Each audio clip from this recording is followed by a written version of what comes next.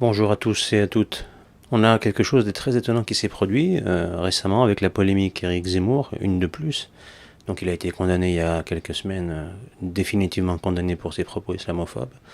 Mais bon, le seul avantage là-dedans, c'est que la justice française reconnaît le côté délictueux de monsieur Zemmour. C'est un délinquant. Donc on peut l'appeler comme ça. Ce délinquant, il a commis des délits reconnus par la justice française, ne perd pas de temps.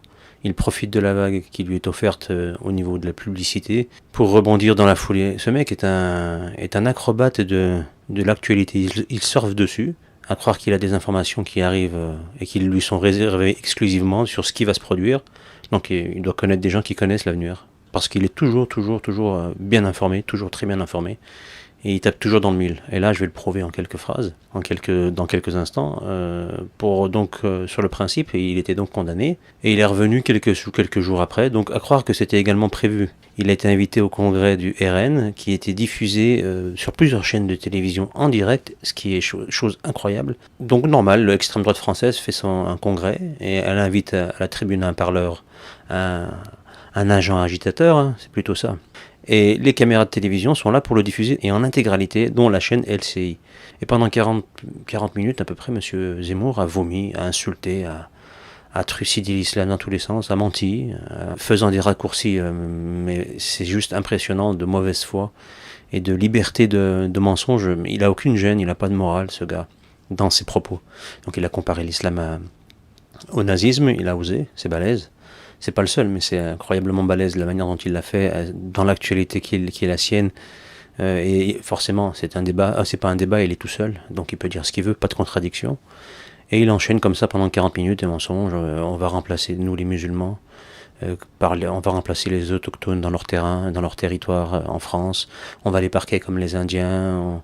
On n'est pas fait pour vivre avec les Occidentaux. On devrait retourner dans nos contrées arriérées que sont l'Afrique et le Moyen-Orient. On est des parasites, une cinquième colonne, on veut les tuer, on veut se mixer, on est une race à part, c'est les termes qu'il prend. On veut se mixer, se métisser, pardon. On veut imposer la charia, nos lois aux autochtones français. Enfin, voilà, du vomi pendant 40 minutes, des mensonges, il mélange tout, des raccourcis, des omissions. Enfin bref, n'importe qui peut consulter cette vidéo. Dans la foulée, 3-4 jours après, on a, boum, l'élément qui valide tous les mensonges, toutes les peurs qu'il a annoncées dans son discours. 4 fonctionnaires de police qui ont eu lieu au couteau par un homme dénommé Michael, j'ai oublié son nom de famille, 45 ans, un Antillais, qui se serait converti à l'islam il y a à peu près 18 mois. Voilà. On en est là, il a tué tout le monde, on ne sait pas pourquoi. Il a pris de coups de folie, 20 ans d'ancienneté, il était plus ou moins sourd-muet, on ne sait pas trop. Un coup on dit qu'il a une légère surdité, ensuite on dit qu'il est vraiment sourd-muet, enfin on a tous les sons de cloche, en tout cas il souffrait un peu de l'audition, c'était pas quelqu'un qui avait une très bonne audition, et surtout il avait un petit handicap, alors on ne sait pas à quel niveau, est-ce qu'il c'était un peu mental, physique, on ne sait pas, mais en tout cas 20 ans d'ancienneté plus ou moins, j'ai entendu 16 ans aussi, bref, on va rester flou, entre 15 et 20 ans d'ancienneté, plus ou moins sourd, très bien respecté, noté, considéré dans son domaine, dans son travail, et qui subitement zigouille 4 personnes de ses collègues au milieu des locaux de police et se fait abattre une fois sorti dans la cour par un policier qui l'abat. Sur cette entrefaite, on découvre que finalement il s'est converti il y a 18 mois et qu'on suppose donc forcément, puisqu'il a tué avec un couteau, que c'était un musulman, que c'était un acte terroriste et que sa conversion à l'islam elle a provoqué ce passage à l'acte. Et donc ça fait résonance tout de suite, puisque c'était tout frais, c'était il y a 2-3 jours, 4 jours avant, du discours de M. Zemmour. Alors là, c'est génial, ça me rappelle, et je vais remonter dans le temps pour faire le parallèle, et j'en avais parlé dans une de mes vidéos, juste une ou deux vidéos précédentes, que j'ai intitulé Zemmour titulaire, qui reprenait ce que j'avais dit en 2015 ou 2016, je ne sais plus, mais je parlais de ce qui était passé à l'époque de Charlie Hebdo. Zemmour et Houellebecq, à l'époque, ils avaient squatté toutes les émissions de télé, de radio et de télé pour vendre leurs torche-cul respectifs. Pour Zemmour, qui s'appelait Un suicide français, à partir d'octobre 2014 jusqu'en janvier 2015, il faisait la tournée des popotes pour vendre ce qu'il appelait donc le suicide français, la domination islamique, enfin tout ce qu'on sait sur ces idées, elles étaient reprises dans ce livre. Et en parallèle, on avait Houellebecq qui, lui, avait fait la totale, il avait écrit un livre qui s'appelait Soumission, et il imaginait qu'en 2022, un président serait élu, et ce serait le premier président de confession musulmane, et qu'il instaurerait la charia. Et qu'il a appelé ça Soumission. Il se trouve que ces deux escrocs racialistes, pro-sionistes, qu'ils le disent ou pas, ils sont pro-sionistes. Leur message tend dans ce sens. Peu importe ce qu'ils diront après, leurs livres, leurs écrits et leurs différents articles et leurs déclarations régulières vont systématiquement dans ce sens. Donc ces deux hurluberlus ont de octobre 2014 jusqu'au 6 janvier au soir 2015 prôné l'islamophobie, la dénonciation des musulmans comme étant des criminels, leur religion était criminelle, etc. Le 7 janvier 2015, les attentats de Charlie Hebdo et ensuite de l'Hypercacher. La veille, Houellebecq est en train de vomir sur les musulmans aux 20h de France 2, le 6 janvier. Le 7 janvier au matin, il y a eu Charlie Hebdo. Zemmour était encore là quelques jours avant, sur les autres chaînes et les radios. Donc il tombe toujours au bon moment pour que tout ce qu'il annonce à la télévision, il y a une concrétisation de ses prophéties qui se vérifie dans les faits sur le terrain quelques jours après. C'est ce qui vient encore de se passer aujourd'hui, en 2019, avec ce fonctionnaire qui a tué 4 de ses collègues. Donc on a ça, on se dit, alors il y a quelque chose de très étrange. Soit Zemmour, on va l'appeler, à l'instar de son cousin tribal Michel de Notre-Dame, alias Nostradamus, qui était donc un devin, moi j'appelle ça un sorcier, mais c'était un devin qui prédisait l'avenir, avec ses quatrains, là, en vieux François, c'était des messages codés, il annonçait la crise boursière, un tsunami en Asie, enfin on a vu le 11 septembre, c'est tout ce qui ressort quand on lit ces livres que j'ai lus à l'époque. Dans les années 90, j'avais lu tout ça, et ça annonçait 93, un grand tsunami, bon, on l'a comparé à celui de 2004, mais on s'est dit il a que 10 ans d'écart. Mais le 11 septembre et puis l'écroulement du système monétaire. Eux, ils parlaient de la Suisse, mais finalement, c'était l'écroulement en 2008. Donc, on fait des parallèles. Bon, on peut, si on connaît un peu comment fonctionnent les gens qui se disent devins, avec qui ils travaillent, d'où ils tiennent leurs sources, en particulier ceux qui sont de confession juive, qui travaillent, qui sont versés dans la Kabbale, on sait avec qui ils communiquent pour avoir ces infos, parfois vraies et souvent très fausses, très très souvent. Si on connaît un peu ça, on sait leurs sources d'information. Mais quand on suit Zemmour, on va l'appeler Zemmour de Notre-Dame. Éric de Zemmourus, c'est notre Nostradamus à nous. Éric Zemmourus, c'est le prophète. Il annonce des choses qui se produisent quasiment immédiatement en guise d'exemple et de validation de ces théories mensongères qu'il propose dans ses livres ou dans ses expressions orales. Donc, je pose la question, Éric Zemmour, d'où tiens-tu ces prophéties? Qui te communique les infos? Qui te donne les informations qui sont amenées à être réalisées? C'est très étonnant. Tu as un pouvoir. Tu as une capacité à attirer les informations qui sont susceptibles de se produire, qui se produiront dans un futur très proche, très proche. C'est très intriguant. Es-tu versé dans l'occultisme? Parce que c'est la question que je me pose, pas toi. Mais tu as des gens dans ton entourage, direct ou indirect, je ne sais pas, mais qui te fournissent des informations. Pour moi, c'est une évidence. Alors toi-même que tu dois avoir des sources, peut-être que tu fermes les yeux dessus, peut-être que tu ne sais même pas comment elles peuvent te donner ces informations, peut-être que tu ne comprends même pas la tenue des infos qu'on te donne, qu'on te soumet, qu'on te suggère, je ne sais pas comment tu les perçois, mais en tout cas ces informations que tu donnes ensuite, parce que je sais que ce n'est pas de toi. Toi tu es un petit objet, tu es une petite marionnette, et puis tu aimes bien ouvrir ta grande gueule, donc t'en profites, on te donne un micro, tu vas la ramener ta grande gueule, mais tu es utilisé. Tu es utilisé en annonçant des choses qui sont criminelles, qui arrivent, tu annonces des choses qui prédisent des crimes. Mais c'est ce que tu annonces, toi. Et sous couvert de dénoncer l'islamisme, en réalité, tu annonces le programme de certaines personnes qui ont décidé de tuer des gens et qui ont décidé de l'attribuer aux musulmans. Alors maintenant que j'ai dit ça, je vais m'expliquer.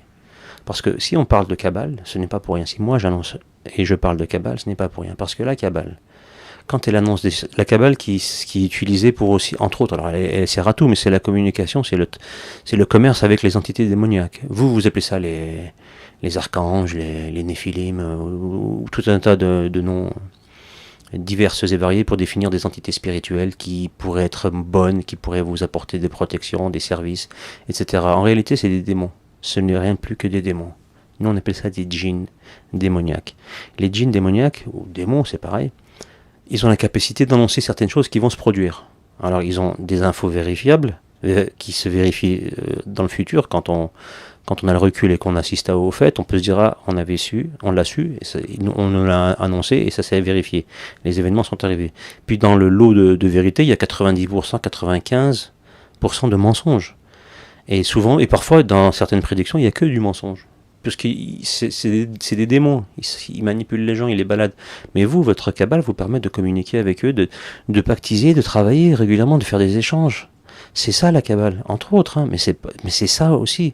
C'est le cœur de la cabale judaïque. C'est terrifiant quand on se renseigne un minimum.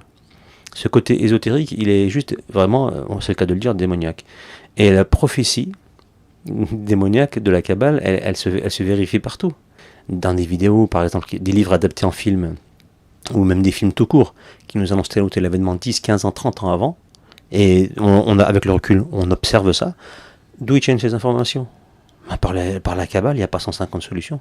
Le commerce avec les entités démoniaques. Ça, c'est la première chose. La deuxième chose, c'est comment on fait pour... Si vraiment c'est des annonces d'événements qui vont arriver, donc on sait qu'elles vont se produire, mais malgré tout, ça n'empêche pas de se dire, mais peut-être qu'ils peuvent voir l'avenir, pourquoi pas?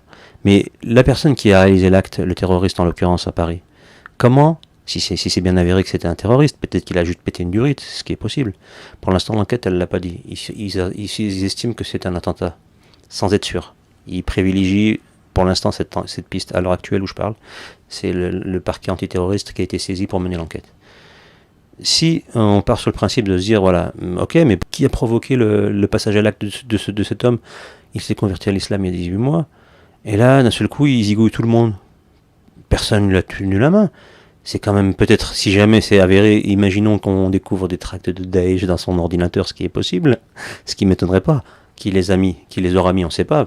Peut-être lui, peut-être on les a mis. Une fois que l'enquête est emmenée, on ne sait plus qui a pu faire quoi.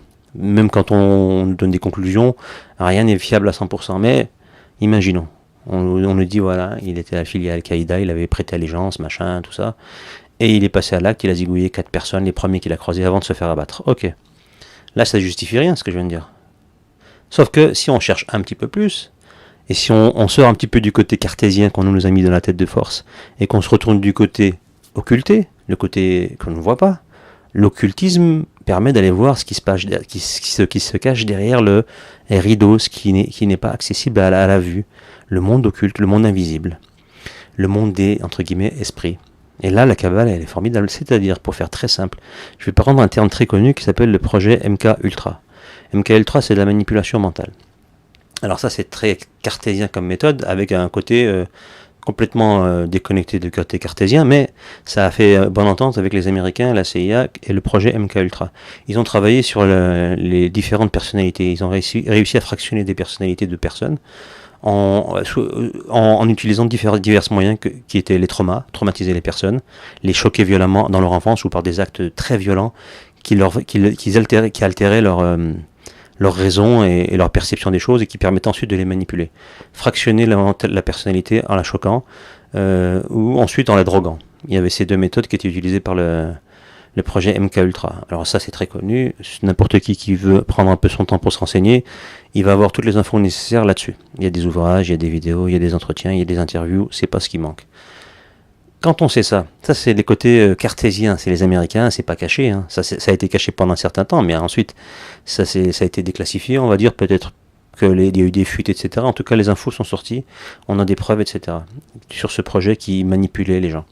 Donc quand on arrive à manipuler des gens en abolissant leur raison et en arrivant à les manipuler par divers moyens, on se dit que peut-être, si l'humain peut faire ça, peut-être que si on est un peu croyant et on pense qu'il y a d'autres esprits vivants, d'autres entités douées du libre arbitre et ayant des capacités au-delà de celles des humains qui existent, on peut imaginer que ces entités-là peuvent être utilisées pour manipuler des humains.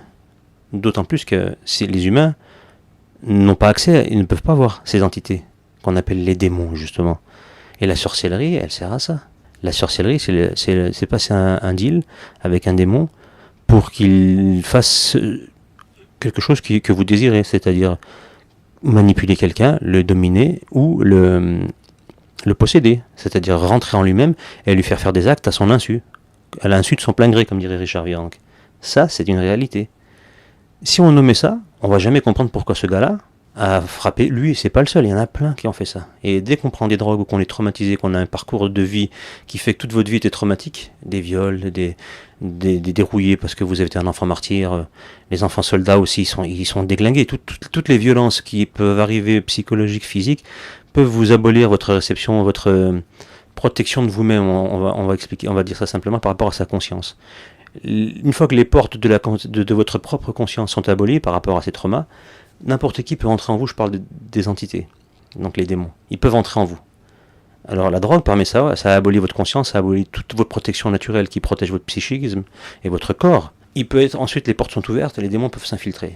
La sorcellerie, c'est la même chose, sauf que là, on passe à un niveau au-dessus. On n'a pas forcément besoin des drogues, on peut l'utiliser, mais on n'en a pas forcément besoin, et ni de trauma. On passe directement par l'aliment ou par un aspect matériel de la personne, ses cheveux, ses ongles, sa salive, donc le sang, etc. On peut passer par tout ça pour pirater le corps de la personne, son esprit, et l'utiliser et lui faire des choses à un instant T particulier. Le démon aura cette capacité-là. Un sort permet ça. Ou le côté cartésien du côté présentable des gens, le côté MK Ultra, drogue, trauma. Ces trois choses, sort, drogue et trauma, sont utilisées pour manipuler les gens. Alors la sorcellerie, c'est vieux comme le monde. Ensuite, on a eu différents. Donc les traumas et les drogues, c'est arrivé plus tard, peut-être assez rapidement, mais c'était pas la première chose pour manipuler les gens. D'abord, c'était la sorcellerie. C'était le commerce avec les démons. Voilà. Mais il faut savoir que ça existe. Après, libre à chacun de se renseigner. Pour en avoir le cœur net pour comprendre ça, renseignez-vous sur la manière pour que vous ayez une compréhension de la chose et de sa faisabilité. Parce que c'est bien de dire des mots, mais si on n'arrive pas à saisir, si la personne à qui vous parlez, elle ne saisit pas le concept, le principe, ça va rester abstrait, puis finalement, elle va peut-être pas va pas y croire, et puis elle va rester en retrait. Et pourtant, c'est la clé de l'explication de ce qui se passe. Donc un mec comme ce monsieur là, Michael, j'ai oublié son nom de famille, 45 ans, donc fonctionnaire depuis 15-20 ans à la préfecture de police de Paris, ce qui est très intéressant et ce qui a permis pour moi d'en arriver à cette situation, cette conclusion, c'est que sa femme a été interrogée et elle a annoncé que la veille, alors elle peut mentir, mais je peux aussi mettre la parole des flics en doute quand ils annoncent qu'il a fait ça et ça et ça, c'est pareil. Donc je reprends toutes les informations de tout le monde et je m'en sers pour me faire un point de vue, et pour l'instant, jusqu'à nouvel élément qui dira le contraire, ça tient la route.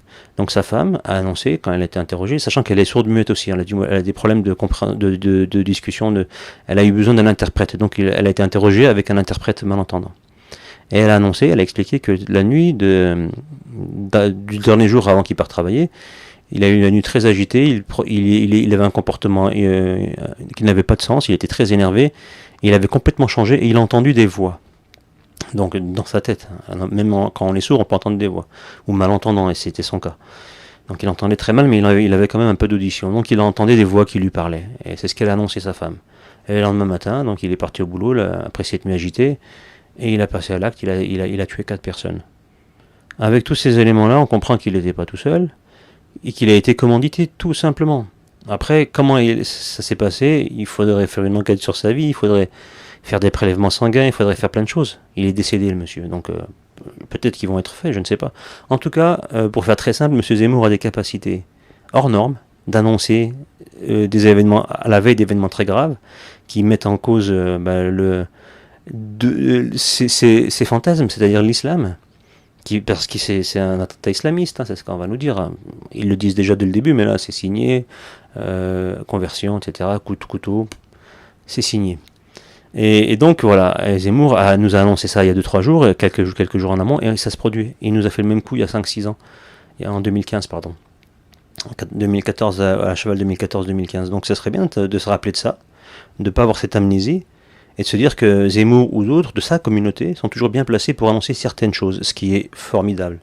Ils ont une capacité qui, moi, m'échappe, enfin, faussement, puisque j'en ai parlé en partie là, via la Kabbale, mais leur commerce dans leur religion qui valide le contact avec les entités démoniaques, elle justifie plein de choses, et dont le fait d'avoir des sources d'informations venues d'un autre monde, d'une autre dimension. Et ce n'est pas la 4e dimension, ce n'est pas non plus la rencontre du 3e type, non, c'est juste des entités intelligentes qui étaient là avant nous et qui sont toujours là parmi nous et qui nous sont invisibles, mais qui ont des capacités qui nous dépassent, dont celle de pouvoir avoir, entre autres, en plus du côté physique, des capacités physiques que nous n'avons pas, mais aussi de pouvoir avoir des informations sur des événements qui vont se produire dans un futur plus ou moins proche, avec plus ou moins de vérité, et donc avec plus ou moins de mensonges mêlés, qui permettent d'égarer encore plus les gens qui vont les suivre, mais ça c'est un autre débat.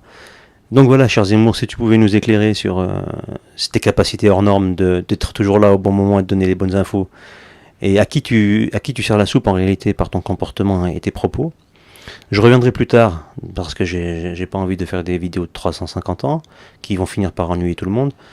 Je vais revenir de manière succincte mais en plusieurs parties, sur sur ton discours donc que tu as tenu au ARN, en reprenant certaines de tes informations et en te les renvoyant dans le visage, puisque tu parles en réalité de toi et de ta communauté. De tout ce que tu mets sur le dos des musulmans, tu parles de toi et de ta communauté.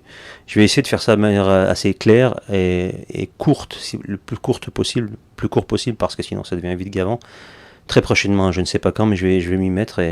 Bref, donc je vais essayer de faire ça rapidement et on va remettre un peu les choses en place. Voilà, donc sur ce, je vous souhaite une très bonne journée et je vous dis à très bientôt.